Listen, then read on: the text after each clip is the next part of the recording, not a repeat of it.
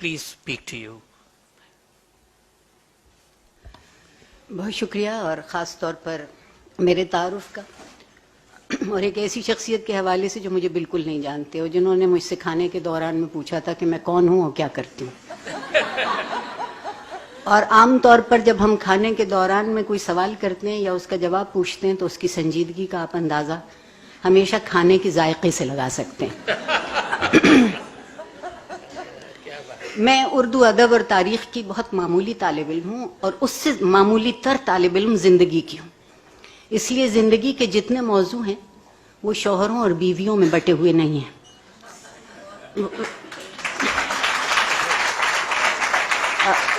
اور وہ میرے دل کے ساتھ لپٹے چلے آتے ہیں جب تک کہ میں خود خاک میں نہ لپٹ جاؤں. دوسری ایک گزارش یہ ہے کہ یہاں میرے وہ ساتھی موجود نہیں ہیں جو مجھ سے میرے ایک جملے کی وجہ سے خفا ہیں اور غلطی سے وہ تقریر میں نے انگریزی میں کی تھی کیونکہ میں اب تو اردو بغاوتاً بولنا پڑتی ہے.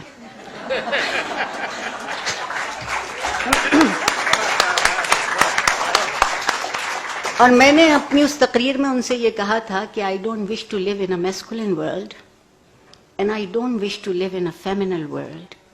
I earn and I yearn to live in a human world.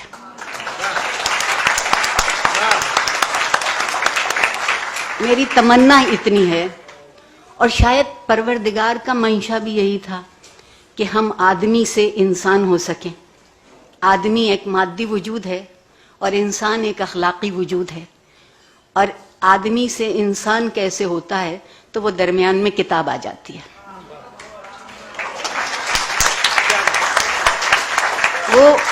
وہ چاہے وہ کتاب ہو جو آسمانی ہو اور چاہے وہ کتاب ہو جو الہامی ہو اور چاہے وہ کتاب ہو جو خوابوں کی تعبیر ڈھونڈتی ہو. زندگی کا حوالہ کتاب کے بغیر لکھے ہوئے حرف کے بغیر نہیں ہے. میں کہا گیا کہ مطالعے کی عادت مر چکی ہے. انیتا آپا جب ہم مرنا کہتے ہیں تو ہر کسی کے مرنے کا انتظار نہیں کرتے. جب اکثریت مر چکی ہوتی ہے تو مر جاتی ہے. اگر اقلیت زندہ رہ جاتی ہے تو اس کو کوئی زندگی نہیں کہتا. دوسری گزارش یہ ہے کہ ہم نے علم سے جان بوجھ کے اپنے آپ کو دور کیا ہے. ہم ہنر کے پیچھے ہیں. ہم علم روزگار کے لیے حاصل کرتے ہیں, علم زندگی کے لیے حاصل نہیں کرتے. میں نے دل کی سیاہی تو پتہ نہیں کم ہوئی یا نہ ہوئی یہ بات کہتے ہوئے, مگر بالوں کی ساری سیاہی گنوا دی کہتے ہوئے کہ زندگی کے لیے علم کی ضرورت ہے. اور یہ جو کتاب سے رشتہ ہے, حرف سے رشتہ ہے, قول سے رشتہ ہے, یہ دراصل ایک ورثہ دوسرے تک منتقل ہونے کا واحد ذریعہ ہے. جو بچپن کی کہانی تھی نا کہ چڑیا لائی دال کا دانہ اور چڑا لایا چاول کا دانہ, اگلا جملہ بہت معنی خیز ہے اور میں آج کل کے تمام صنفی لوگوں کو یہ کہانی سناتی ہوں. دونوں نے مل کر پکائی اور دونوں نے مل کر کھائی. مگر اب ہم اس کہانی کو یوں لکھتے ہیں کہ چڑیا ہی لائی دال کا دانہ اور چڑیا ہی لائی چاول کا دانہ, ایک نے پکائی دوسرے نے کھائی.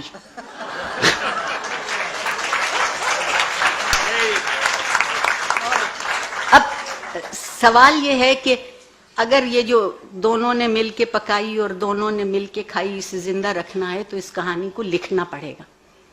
اور اگر یہ کہانی لکھی ہوئی ہے تو یہ کہانی پڑھی بھی ضرور جائے گی. میں چند مطالعے کی عادت ہمارے ہاں ختم ہوتی جاتی ہے. اس کی ایک بنیادی وجہ ہے وہ جو میرے محبوب جنرل ضیاء الحق تھے,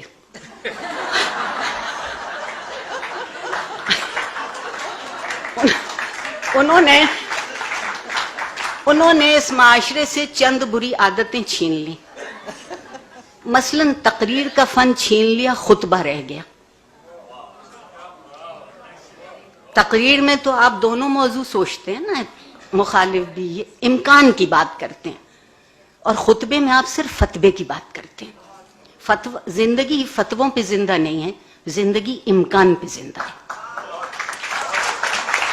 دوسری انہوں نے جو ایک اور کمال کیا وہ یہ کیا کہ کتاب سے رشتہ ہٹا دیا، کیونکہ ان کے خیال میں گناہگار ایک ان کی مجلس میں شریک ہوئی اور بزور حکم سرکار بھیجی گئی، اور میں چونکہ اس وقت سگے شکم تھی، سرکار کا نوکر تھی، اس لیے گئی. اور انہوں نے کہا کہ میں استادوں اور شاعروں سے بہت تنگ ہوں. یہ بہت ظالم طبقہ ہے، کیونکہ یہ سوچتا بھی ہے اور یہ کہتا بھی ہے. آپ معاشرے سے استاد کا قد و قامت یہ کر دیجئے تو کتاب تو درمیان سے خود بخود ہٹ گئی. کتاب ختم ہو گئی، بحث باقی رہ گئی. اب بحث باقی ہے، بحث پہ فتویٰ ہے، نہ کتاب ہے نہ اس کا مطالعہ ہے. اور یہ ان سے پہلے ایک اور بھی چیز اس معاشرے میں موجود تھی، وہ ہم میں ایک دوسرے کو سہارنے کی قوت اور ہمت تھی، ایک برداشت کی سکت تھی. اب ہم اس لیے بھی نہیں لکھتے کہ جانے کیا لکھیں اور جانے کیا سمجھا جائے اور جانے کیا کہا جائے اور جانے کیا ہو جائے. اور اب تو جو سلمان تاثیر کے ساتھ ہوا وہ ہونا بہت آسان ہے، اس لیے کہ اب ہم کچھ سوچتے نہیں ہیں. کتاب سوچنا سکھاتی ہے. ہم نے بہت آہستہ آہستہ اس معاشرے کو سوچنے سے الگ کیا تاکہ معاشرے کا مادی وجود باقی رہے، معاشرے میں سیاست کا بازار سرگرم رہے، مگر معاشرے کا اخلاقی وجود کم ہوتا چلا جائے. جس معاشرے کا اخلاقی وجود نہیں رہے گا وہاں میں بہت ممنون ہوں امینہ سید کی. آپ یقین مانیے پچھلے سال 2 دن یہاں آئی تھی تو زندگی کے دن بڑھ گئے تھے اور عمر کے دن گھٹ گئے تھے. اس دفعہ بھی کچھ ایسا ہی ہے. اتنے حبس کے موسم میں، اتنی گھٹن کی فضا میں وہ یہ موقع دیں کہ یہاں ہم دل بیٹھ کے وہ بات کر سکیں جو معاشرے کی زندگی کی بات ہوتی ہے، ایک معاشرے کی ترجیحات کی بات ہوتی ہے. اور مجھے ایک اور بھی شکایت ہے، ہم ہر چیز کی توقع اور ذمہ داری حکومت کو دے دیتے ہیں. میں معافی چاہتی ہوں کہ جو حکومت آئینی ذمہ داریاں پوری نہیں کر سکتی وہ اخلاقی ذمہ داریاں کیوں کر پوری کرے گی. مجھے معلوم نہیں ہے کراچی شہر کا، یہاں بھی شاید یہ حال ہوگا. میری یقین مانیے کبھی میں بھی بچہ بھی تھی اور ایک لائبریری ہوتی تھی اور ایک آنا لائبریری کہلاتی تھی. وہ کھوکھا جس کا ذکر کیا ہے غازی نے، وہ کھوکھے موجود تھے شہر میں، بلکہ کچھ لائبریریاں تو چلتی پھرتی لائبریری تھیں جنہیں گشتی لائبریری کہتے تھے. اور یہاں جو لوگ پنجابی سمجھتے ہیں وہ اس لفظ کو بھول جائیں. اب ایک معاشرے کی ترجیحات دیکھیے. اخبار میں اشتہار آتا ہے 1000 روپے کا پیزا سستا ہے، بے حد سستا ہو گیا. 1000 روپے کا پیزا 4 لوگ کھا سکتے ہیں، اور اس کے ساتھ ایک پیپسی کی بوتل راحت جاں کے لیے مفت ساتھ آتی ہے. جب کوئی ہم سے یہ کہتا ہے کہ 500 روپے کی کتاب خرید لو تو ہم کہتے ہیں کتابیں بہت مہنگی ہو گئیں. میری گزارش یہ ہے کہ 1000 روپے کا پیزا 4 لوگ کھاتے ہیں اور صبح تک اس کو کسی تہذیب میں شمار نہیں کیا جاتا. 500 روپے کی کتاب ایک شخص خریدتا ہے اور شاید 100 لوگ اس کو استعمال کر سکتے ہیں اور وہ ہمیشہ تہذیب میں شمار کی جائے.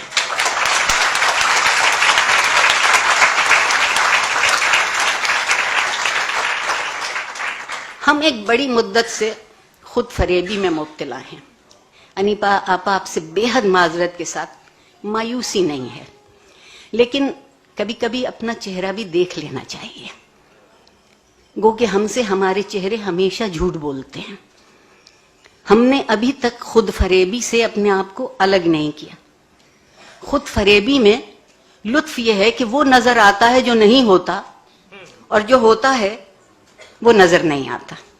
صرف کتاب وہ آئینہ ہے جو وہ دکھا دیتی ہے کہ جو تھا، جو ہے، جو ہوگا اور جو ہو سکتا ہے وہ سب نظر آ سکتا ہے. बेहद शुक्रिया, बड़ी नवाज।